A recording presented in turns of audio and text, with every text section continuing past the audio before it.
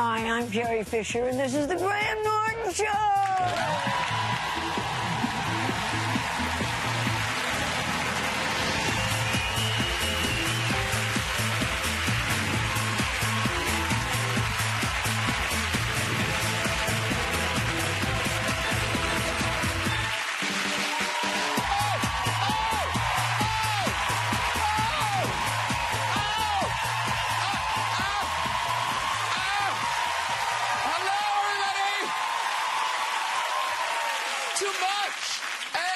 It's Friday night! Yes, it is! Do you all have a good week? Yes! So far. Listen, we've got a great show for you this week, including, ladies and gentlemen, Princess Leia herself. Carrie Fisher is on the show. Yes!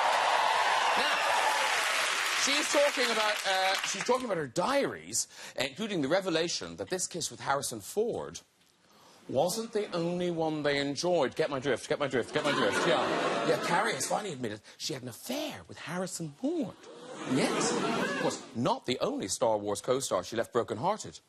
Told me the next morning she didn't. That's good, I'm going on tour. Also on the show, I'm delighted to welcome the artist Grayson Perry, ladies and gentlemen. Now, we love Grayson. That's him with his pottery creation for which he won the Turner Prize. Yeah, he did. And actually, earlier in this week, the Turner Prize winner was announced. This was, of course, one of the finalists. They got all the press. And you know, sort of thing, quite glad it didn't win. I mean, you wouldn't want the Queen attending that opening, would you? No. A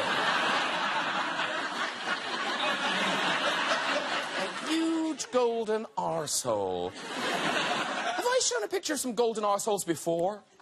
Oh, yes, I have, yeah. Hey, let's get some guests out. Later we'll be meeting everyone's favourite bake-off winner, Nadiya Hussain will be here.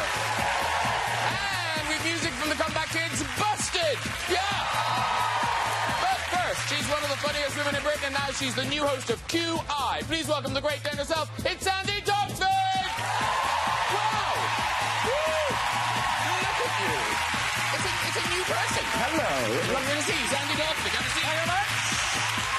This artist puts the OTT into pottery. He's won not only the Turner Prize, but also 2 BAFTAs, and is one of the best-known figures in the contemporary art world. Please welcome Grayson Perry, everybody! Hello! Hi. Lovely to see you. Come in, sit down, Sandi, Grayson. And from a galaxy far, far away comes an actress, a best-selling author, and one of the most famous pop culture icons in the world. It is Princess Leia herself, Carrie Fisher! Look at that! It's the actual Carrie Fisher! Hello! It's working already. Woo! And welcome all. Very nice to see you all. It's a welcome back, a welcome back. First time for Grayson Perry. Yes. Now, Carrie. Yes? Sandy, you look lovely. But one guest made an effort. That's all I'm saying. He borrowed the dress from me, so... I know that people would be disappointed if I didn't wear a dress, and that being on telly, you want to kind of have something to look at, because that telly is a visual medium. Yes. So, and I can do civvies anytime. Are people disappointed when you're out and about and you're not dressed like this? Well, one day I was just pulling up some roadworks on my bicycle, and the man who was sort of digging the hole sort of looked up and he said, "Shouldn't you be in a dress?" So even he was disappointed. In fact, you know what? We were talking about this. I think you're the first artist we've ever had on the show. I'm honest, so I've got to carry the baggage of the entire contemporary art community. Yeah. Yes, if you go well, we're going to have artists every week. If you mess it up, that's it, it's finished. Yeah. Finished. Because, Carrie, you buy a lot of art, don't you? I do buy a lot of art. I like my art to be like video art a little bit. Oh.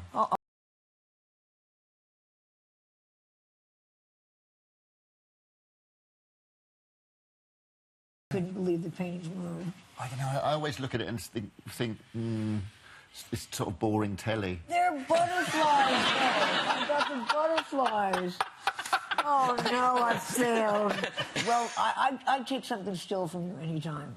Why do you like the video art? What is it about it that you like so much? It moves me. No, honestly, I had one that moved really slowly, and I'm being like sort of a stupid person watching the paint, like watching paint dry. Yeah. But this watches paintings move, so it was just one step up from the other. I have still paintings and drink Prosecco. It has the same effect.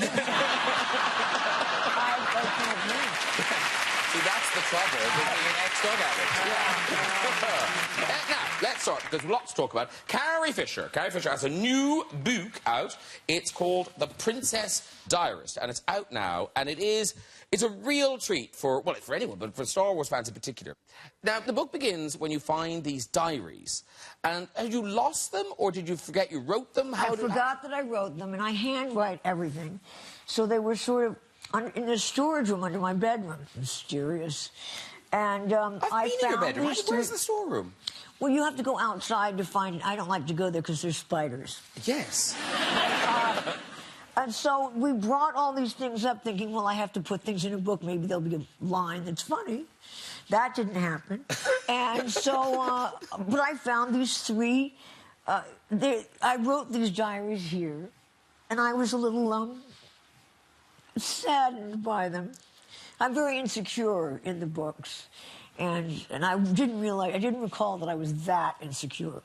No, because actually, we were talking. You were saying that you haven't altered the diaries at all. The diaries are precisely what 19-year-old Carrie Fisher was writing. And I wanted to take some of the stuff out, and I should have. No, I think you were right to leave it all in. No, yeah. It's good. It's good to show, your vulnerabilities. Everything. Because that's what people warm to. Because I think if you'd edited the diaries to try and make yourself seem more sophisticated or something, it would be terrible. No, it sounds like a 19-year-old girl who's having it with a 34-year-old man. Let's call him a man. Let's go with that. Because the heart of this book, of course, is the love affair between yourself and Harrison. Now, given that it did happen 40 years ago... I just remembered. But I suppose there's that, but also that it has caused a sensation. You would think that people would kind of go, oh, two young actors, yeah, of course they had an affair. But this has caused ructions. 400,000 news services picked it up. Wow. And it became a little embarrassing for me. But here's the thing, and I do find this extraordinary. So 40 years ago, you have this affair over the months of the movie, and you say you literally never spoke about it again. And yet you've been seeing him off and on for that whole time. More on than... I mean, I became friends with his second wife then, and so we saw each other a lot. And, no, I can literally remember 3 times that I, of course, made some oblique reference to it, and he went,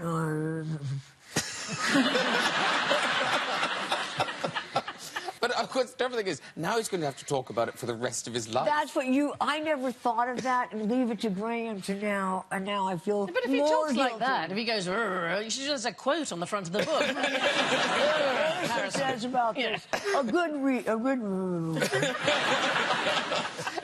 And the thing is also, because now Star Wars fans, or anyone really, that they've got this, they can see things in the films that they didn't see before. Like, we have this clip from The Empire Strikes Back. This is when the actual love affair between Princess Leia and Han Solo sort of begins in the movie. And there's the famous scene where, I think it's well known, that Harrison improv the line at the end. So we'll just have a quick look.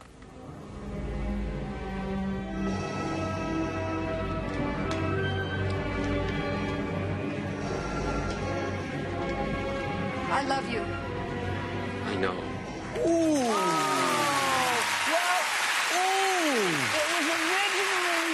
It was originally written, I love you, which isn't that clever. And Harrison changed it to I know, which when you think of the... But was that like, because you were still young there, was that a bit of a slap in the face when you got what, you're saying what? It's a bit, but he's not a very verbal person. But when he is, he's very witty. But he's no people pleaser, so it's not like, have you heard this one? It comes out witty, and you have to take a second sometimes to realize it was funny. Yeah, and filming together... That is going to be in the Daily Mail tomorrow. But you were filmed together with The Force Awakens. Obviously, you came back together again. And there's a picture of you at Comic-Con, and you kind of think, did Mark Hamill really not know? I mean... He really didn't know, and I actually thought, well, he must have. And when I told him, he was shocked. I think he felt a little betrayed, quite honestly. You... Well, we were brother and sister, and there's that problem with that kiss in the second movie. And Yes, there's all of that. But did nobody on the set know? I promise you, no one knew. So no one's come out since the book and kind of went, oh... I knew that. Yeah. No, but the fans had also started calling it Harrison. So they'd been speculating on. I get fan mail that says, if Harrison's there, say hi. I mean, they really like to think that... So we were Han and Leia during the week, and, you know... Harrison at the weekend. Yes. Nice. Because in terms of diaries, Grayson, you've kept journals over the years, haven't you? Yeah, I did. When I kind of... From before the Turner Prize, but I just thought... I've already published my biography up until I was 22. And so I thought, you know, at some point I may want to publish another one. And so I keep a diary. I've kept a diary for decades. So you can publish it quite quickly. Yeah, publish those. I've already written it. There you go. Isn't that what they say? Keep a diary, so one day it'll keep you. I think that's what they say. Hello. Hello. That's what they say. Now, Grayson Perry has also written a book. It's called The Descent of Man, and it's out now. And I suppose it's really about what purpose masculinity has now. Yeah, there's a kind of redundancy about it. And, you know, what really spurred me on was, you know, sometimes I think the newsreader, especially as a female newsreader, I'd like it to sort of come up at the beginning of the news and say, let's see what shit men have been up to now.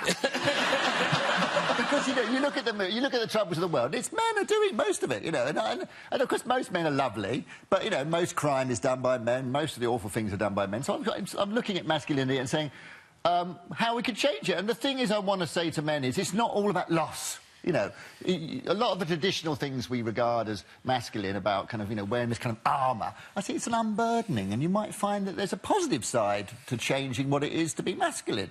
You might like it.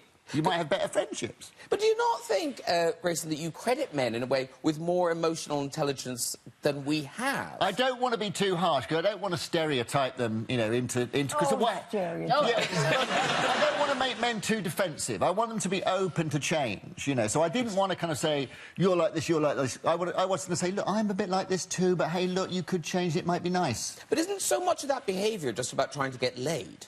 Yeah, a lot of it is. And a big problem with our sexuality is it suffers from what I would call cultural lag. So our sexuality was formed when we were young, you know, a childhood. So therefore it's kind of attached to how the world was then as well a bit. Yeah. So therefore, you know, men and women to a certain extent, they like an old-fashioned version of what, you know, what turns them on. I was talking to some women in researching the book, and I said, you know, and this woman was saying, oh, middle-class men, they're not as, you know, macho as they used to be. And I said, would you really want a man like that, you know, a kind of domineering, sexist man? She'd, ooh, in the bedroom. Yeah. Well, what's pull me back into the cave kind of thing? Yeah, because I think you look at 50 Shades of Grey sold incredibly well, but I bet it didn't sell very well in Afghanistan. No. You know what I mean? You know, yes. it's like submissiveness. Good point, well made. Yeah. Submissiveness as a leisure activity, I was sort of thinking. You know what I mean? 50 Shades sales in Afghanistan never occurred to me. I'm going to Google it now. Yeah. It's one of the markets she's really trying to break into. But there is a point about how most of the world is designed for men and men of an average height. So if you're a woman and you go to a service station, you wash your hands and you go to dry them, the dryer is set by some bloke who's put it on the wall, and immediately you do that, and the water all runs down your elbow. Or lecterns. Lecterns are a really interesting thing. I was at the Hay Festival. Have you done the Hay Festival? Oh, yeah. So the Hay Festival, you stand up and talk at a lectern, and it comes to hear me. Lecterns are designed for men to say important things. They're not designed for women, like Carrie and myself, to say something. And actually, it's funny, the subtle kind of sexist things like that. In the book, you talk about air conditioning, which I'd never thought about. There was a news story last year that said that air conditioning was sexist because it was always set for men's comfort because they wear suits. So therefore, they're wearing a bit more clothes, whereas women in dresses and less heavy clothes, they're always complaining about being... And they have smaller bodies as well, so they get colder easier. I always thought in Star Wars, they have no female planet that's overtly female. You know, where there's spas and the caricature of females. They do caricature of males. So I just thought there should be more female... My planet blew up with my parents on it, and I'm more upset about Harrison going into the... That's what we need, a feminist Star Wars. There's no therapists in space. But it is odd that if you are creating worlds, you would create worlds with so few women in them. Yeah, you want There's there you, must be exhausted. Yeah, I was there for the whole crew. Well, that'll be in the video. Yeah. There'll be more divers to come. Volume 2. No, I'm doing a bunch of books on men I haven't slept with. Stormtrooper 456. Actually, but you talked earlier about how men are to blame for most things. And you have a radical idea in the book, a suggestion about men paying tax. Yeah, well, there was this new story, I think it was this year, about tampon tax, and about how women shouldn't pay tax or VAT on sanitary products. And I thought, yeah, that's good. I thought, well, if you look at, you know, men are responsible for most crime, maybe women shouldn't pay tax to fund the criminal justice system. Maybe men should pick up the bill for their own misdemeanours. It's possible I love you. Yeah. There's a story. Shall I stand for politics? Yes. But on the other side, there's also, in terms of changing things for boys, only 10% of men in this country take paternity leave who are entitled to it because they think it will impact adversely on them at work, and it will. So let's have compulsory paternity leave so that men can spend time with their babies. There's lots of ways in which we could sort it out so that boys can have an easier time and, in fact, we can all have a better time. Well, I suppose it's because you were one of the founders of the Women's Equality Party. I am. Which is kind of what Grayson's saying, is that it's not about losing or gaining, it's just about a parity. Yeah, it would be nice. You know, equality's better for everybody. That's it. Yeah, I mean, I've called the book The Descent of Man. I'm not saying I'm making them go down to the bottom. I'm saying, look, just come down level. You want to be careful, though, Graham. There'll be women chat show hosts, and then where will we be? This is a terrible idea. Why am I promoting this book? Well, now, talking of women chat show hosts, there is now a female panel show host. I know. I mean, you're not the first, but you're one of the first. I'm the first in the mainstream show, yeah. Isn't that like, because it's not like there's no heavy lifting. Well, yeah, I was surprised. Here's the thing I didn't know when you're the host of one of those big shows. They tell you the answers beforehand. So it's not that difficult. And those cards you're holding, they're not as heavy as I was led to believe. It's been okay. I've loved it. I've absolutely loved it. Okay, so the thing about QI is, because you've done it, Carrie, I've done it, you learn, in the moment, you learn amazing things. You think, I'll never forget that. By the next day, it's gone. But I bet you remember things. I'm afraid I do have one of those retentive minds. So we just did the N series, is different letter of the alphabet each time. So we did noises. So my favourite fact for Christmas, did you ever have partridge? Have you ever partridge? It's a thing in the song. Heard of it. Partridge in a pear tree. It comes from the Greek word perestai, and that means to break wind. And so the word partridge is because of the noise they make as they take off in flight. It basically means fart, partridge. I think that's terribly pleasing. The other one I know is, do you ever have that at your house? You think your house smells and you've got guests coming? And you think, what am I going to do? I can't really tell if it smells because I live here. You can reset your nose. This is very cool. So what you need to do is you need to run up and down the stairs very quickly, and that introduces more blood that widens the capillaries in your nose, and you'll be able to tell whether your house smells or not. You can reset your nose. Well, I hope you don't live next door to me. So, yeah, I love those things. The thing I learned when I did it was that, you know, when you eat asparagus and your pee stinks, apparently that doesn't happen for everyone. No. Oh, actually, no, I found out something else later. It does. It does. Everybody's pee stinks, but some people can't smell it. They need to reset their nose. Yes. Run up down the stairs. Yeah, maybe. Oh, if they live in a bungalow, it's hell. Gotta go outside at night, run round. Come back in. Yeah. Oh, asparagus, yeah, awful. Actually, you have when you get to the letter P, Grayson has quite a good thing about the pink and blue. Oh, because, you know, I'm writing a book about masculinity, so I was thinking about the codes of gender, and of course pink and blue are being the most well-known.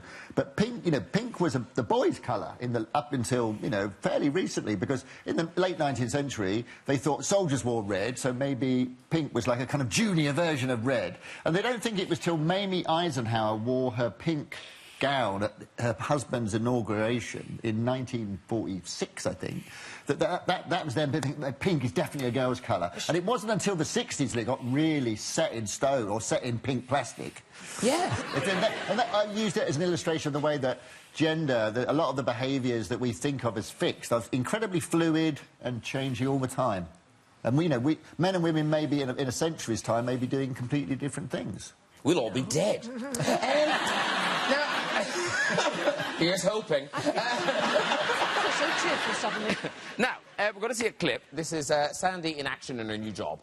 Who are spoon licker, doorway sniffer, sausage swiper and meat hook? Yes, Josh.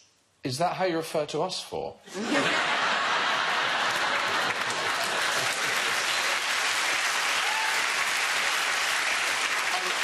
So, name. Yes. If you were to have to describe us, Sandi, which one of us would be the sausage swiper?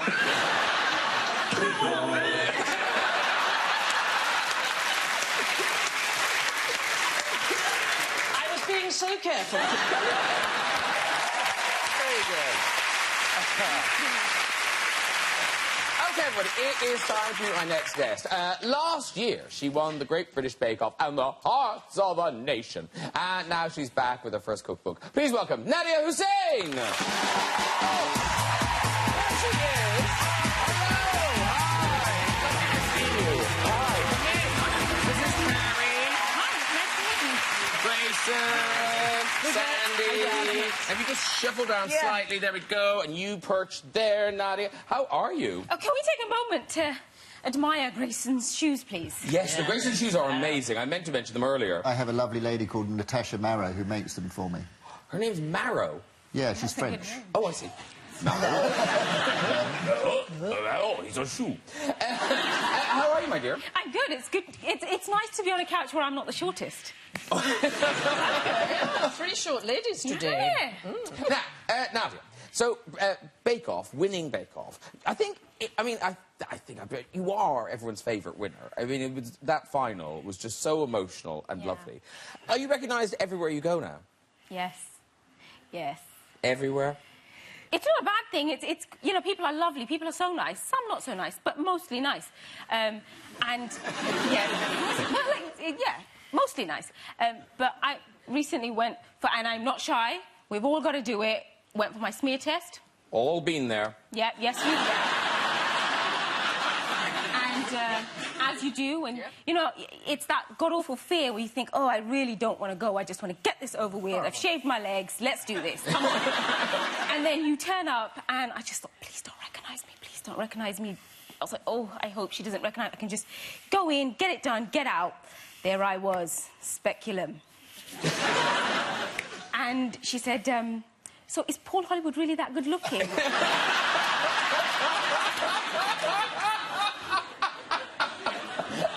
That's a way to get you to relax. Comes at you with the Eiffel Tower. I wonder what made her think of it. Beard. Too much? She's in the room. Sorry. But I have to say, the thing that we all have, when she cried, when Mary Berry cried, and then you made your speech in the final, it was so lovely. And I wondered, in that speech, which was so inspiring and sort of empowering, was it something specific in your life you were talking about, or was it just a kind of a general thing?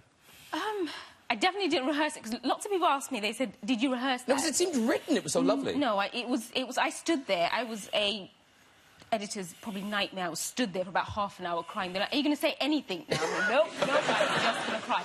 And I just stood there and I cried. And it's really weird because I can't actually remember any of it. I don't actually remember the moment I'd won. All I remember is looking down at my feet and thinking, these shoes need to go in the washing machine as soon as I get home because they're covered in icing sugar. So that was the only thought I had, but I didn't rehearse something. I didn't think I was going to get that far. I didn't think I was going to win. So much so, I handed the trophy back to Paul and I said, are you sure you don't want to give it to the other two? Oh. Because I genuinely didn't think it was... I mean, now, if they came for it now, they're not getting it. They're not getting it now. No. Can I just say, I met you, Nadiya, just shortly after you'd won, in fact. It was the first time I met you. And fame does funny things to people. You have transitioned into the most fantastic, powerful and talented role model for women, and it's really wonderful to see. Yeah.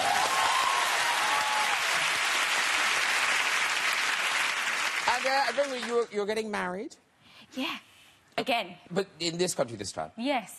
So I've been married before. I am married. I've got 3 children. And we had the Islamic marriage in this country.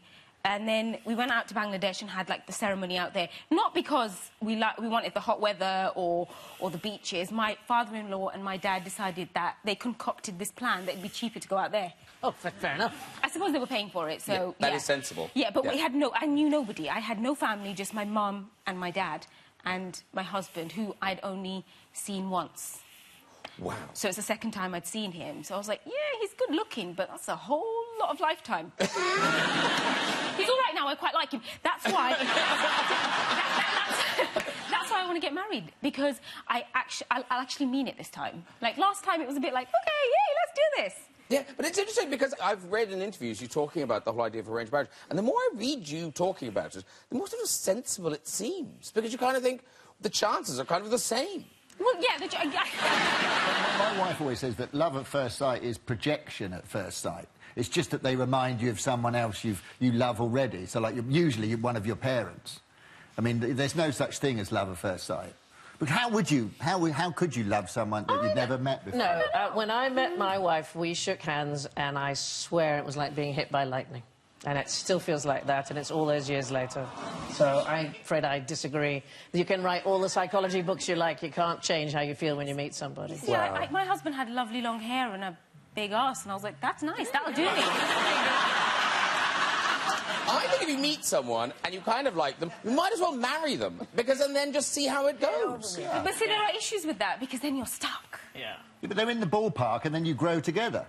Yeah. You want someone in the ballpark. You don't want someone you completely hate.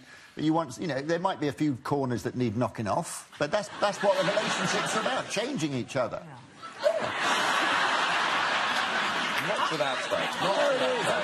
You've got to change each other a little bit. Otherwise, really... there's no blending, is there? There's no relationship you share. But it's interesting about the whole arranged marriage thing, because culturally, you know, I have problems with it and I find it difficult. Until I had 3 grown-up children, and now I'm totally ready for it. I'm totally... What, the arranged marriage? Oh, yeah, I'll sort it for them. Seriously, I know way better than they do. Yeah. See, having done it, I cannot wait for them to go to uni, leave the house. I'm going to sell up, go on a cruise, convertible around the world. You know, do your own thing. Like, having done it, it's not something I'd do for my kids. No. Just, I mean, who can be asked? I really can't. I can't be bothered. No, that's fair. Find your own husband. Yeah, everyone else is doing it. Yeah. Send them to uni and move house. Don't tell them. My father was a short Jewish singer, and so I married a short Jewish singer. I did sort of do the daddy thing. And then I went, well, that didn't work, so now I better go in the whole other direction. That didn't work either. He left me for a man. And so I thought, I'm not going to do this anymore. Except tonight I'd like to announce that I am going to accept applications for it. Like, will you select for me? Oh. That's a reality show right there. I'm going to pitch it tomorrow morning. And the book is Nadiya's Kitchen, your new cookbook. And it's such a great reminder of kind of what modern Britain is. That it's a really, you know, it's an inclusive country and there's recipes from all over the world. Yeah, it's just a mixture of all the things that I like to cook at home, and being a part of a Bangladeshi family, it just kind of all, it's very continental, Bangladeshi, British. And did you have pressure on you to make it all cakes? Because of the Bake-Off thing, or no? I don't know, I think there's a slight pressure that because I came off Bake-Off that it should all be cakes, but that's not, I don't do cakes all the time. And those people, you know, people who've been doing this for years, no, stop it. Because people who've been doing this for years, they've got kind of, you know, teams of domestic science people out the back going, well, that doesn't work, or this does work, da-da-da. So, as, you know, starting out, how do you do this? Are these just recipes you know absolutely solidly work? It's just a lot of cake, a lot of flour, a lot of sugar. You know, when you're making something, like, for me, I didn't have a team. It was me, my rental kitchen that I was in at the time, and it was, the kids would come home from school, and I'm like, right, guys, you're having squid, you're having cake, and you're having tiramisu for dinner. That's it. And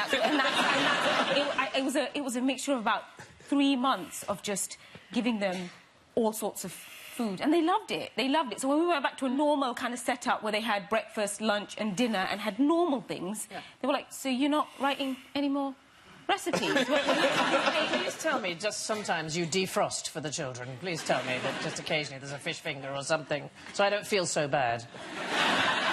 There's a fish finger butty in that. There we go. See? Result. Yeah. It doesn't involve defrosting, though, Sandi. Yeah, I'm here to tell you. A real fish died. Okay. So, Bake Off, you know, it opened all these doors to you and all sorts of honours and things, and, but one of the biggest thrills must have been when you got to bake the Queen's birthday cake. Yeah. There you are, and, now,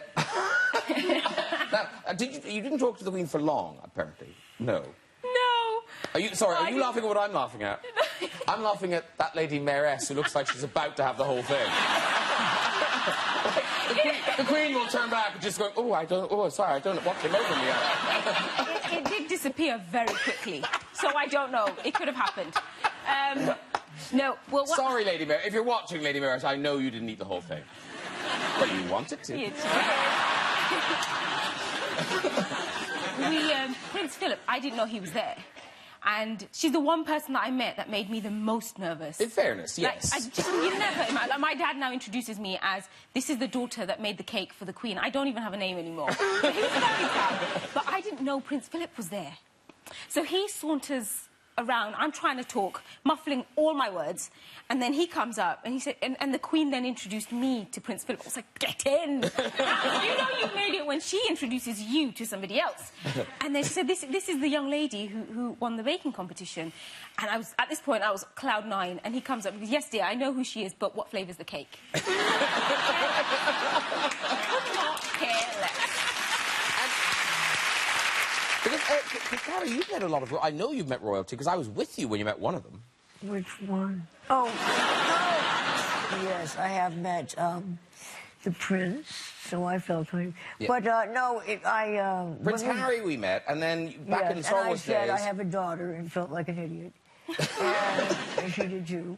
And, no, but in the olden days, we'd done Empire Strikes Back, and the royal opening was for Princess Margaret.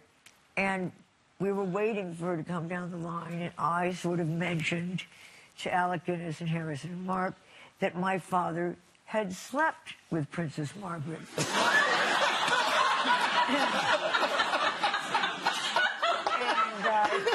caused a bit of a kerfuffle.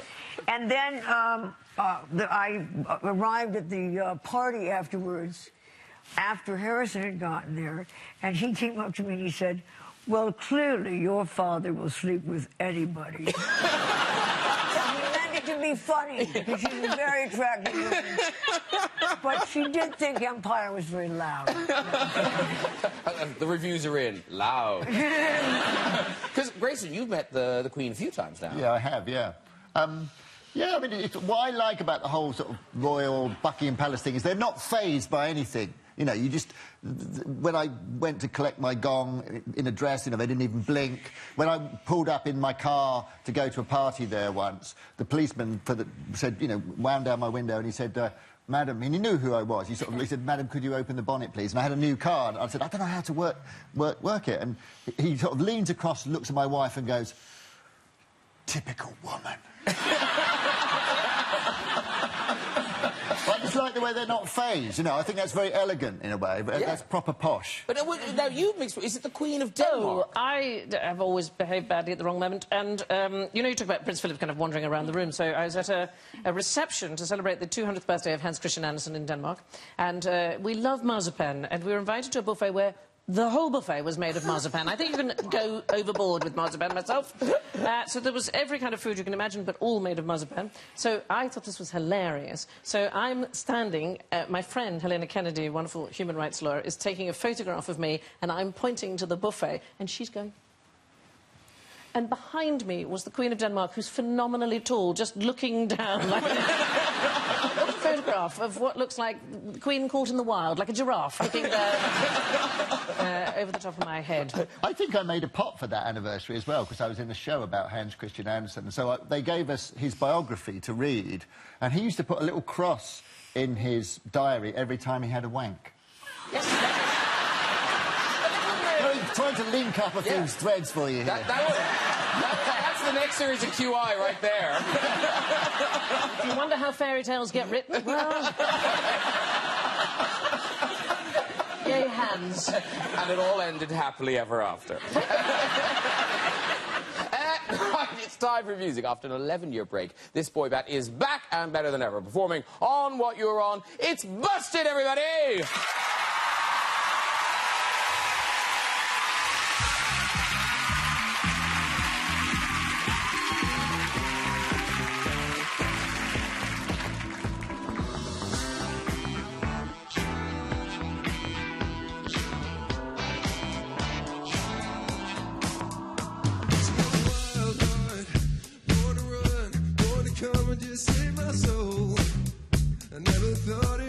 Saving, stepped into something and I wish I could feel it, but I don't know what it is. I can't quite believe it. There's no release to the same song. I wanna know what you want. I wanna be on what you want. I wanna be on like you know. I wanna be on what you want.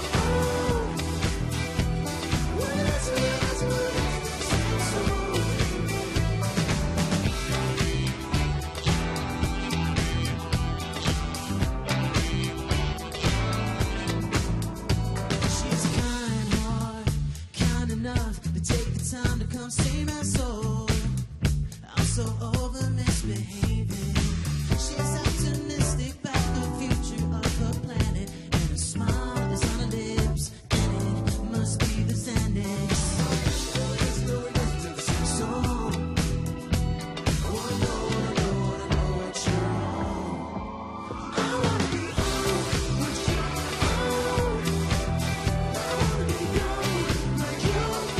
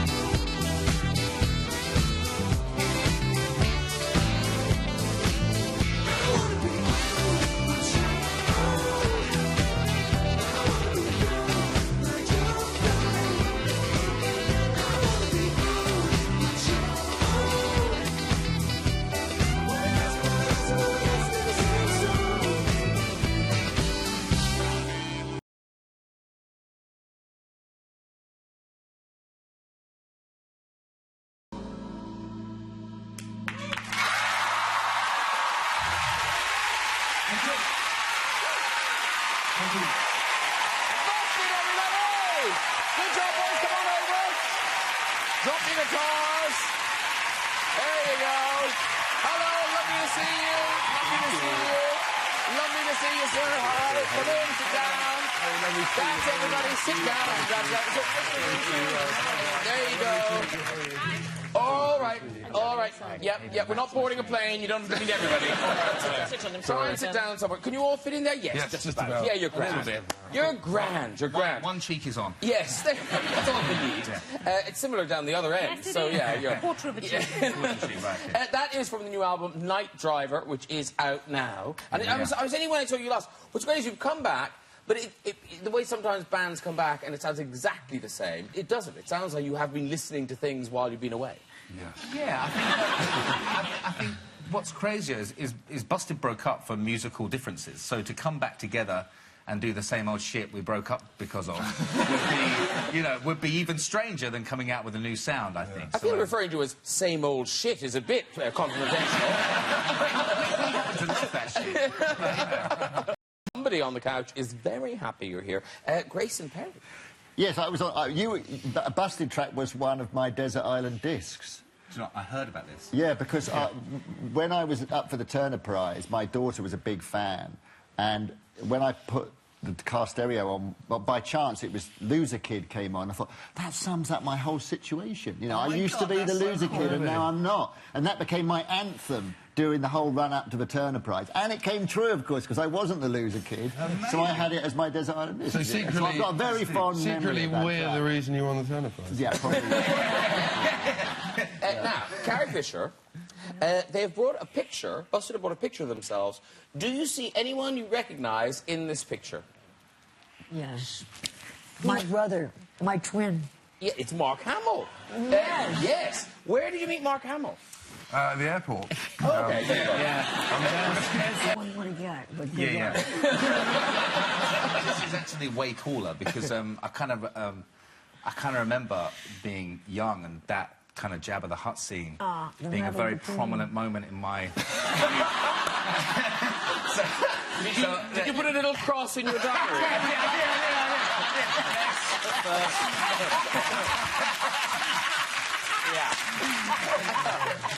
All right. I can only apologise, Miss Fisher. I can only apologise. So, listen, that is nearly it. Before we go, just time for a visit to the big red chair. Who's there? Hello, what's your name? Mark. Mark, lovely. Where are you from, Mark? Auckland, New Zealand. New Zealand! These are always good stories. Always good scenes. Mark from New Zealand. Are you travelling or living?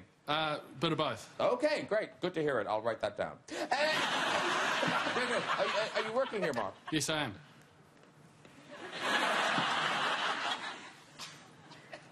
Doing... Landscaping. Landscaping! So if you need your garden tidied up, just you know who to call. Thank you very much, Mark. I will. I won't know your number, but I'll know who I should be calling. You can get it later. Oh, hello.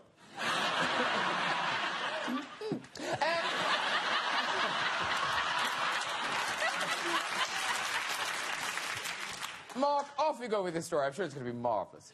So recently, whilst travelling around Europe on Busabout, I doubled up on my morning coffee, and it was a long stretch until the next service stop. And I just was, let's just say I really needed a shit. I was just absolutely in tatters. So... No. I like him with the couch just now going, no, not that. Let's have one more, quick. Hello, what's your name, sir? Nick. Nick, the hopes of a nation rest on your shoulders. Nick, off you go with your story. So I was in India taking a local flight from Srinagar in Kashmir down to Delhi. Very high security route, and you're not allowed any hand luggage at all. I had a bit of a dodgy tummy at the time, and I was carrying with me an emergency loo roll at all times. Got to security, and it was confiscated. There's nothing I could do about it, just had to hope and pray. Everything was fine. I seemed to be getting away with it, and I got called out to walk across the tarmac to go out to the airplane. And there, standing at the steps, at the bottom of the steps, was a uniformed security guard with a red velvet cushion with gold braid, and on it was my loo roll, which had been completely unravelled and very carefully rolled back up again. And on it, it just had a very smart handwritten label that just said, safe.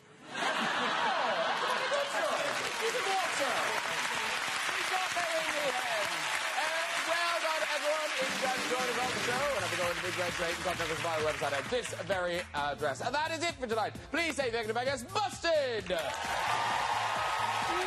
Hussain! Sandi Toksvig! Grayson Perry!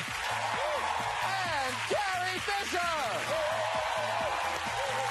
Join me next week with music from Jack Savaretti, chat show legend Sir Michael Parkinson, comedian Dawn French, new face of Star Wars Felicity Jones, Slumdog millionaire Dev Patel, and Oscar winner Nicole Kidman. I'll see you then. Good night, everybody. Bye-bye!